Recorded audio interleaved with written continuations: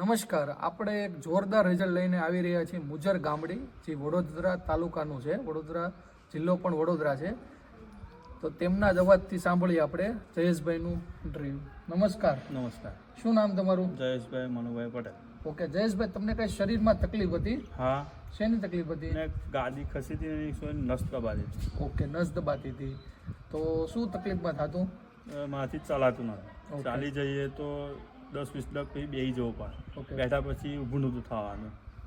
સૂઈ જઈએ તો વહેલું ઊભું ના થાય, ખાટલામાં સૂવું પડે.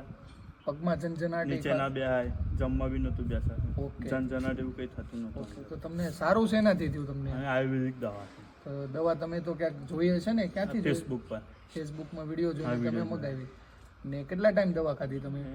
15 થી 20 દિવસ.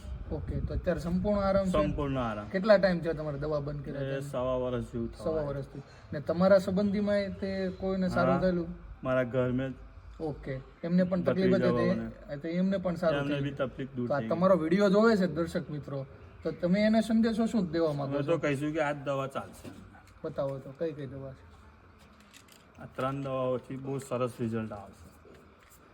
જો દર્શક મિત્રો, આ 3 દવાથી સંપૂર્ણ આરામ થઈ ગયો. જે જયેશભાઈને ડોક્ટરે ઓપરેશન કરવાનું કીધું હતું, તો ઓપરેશનની જરૂર પણ ના પડી.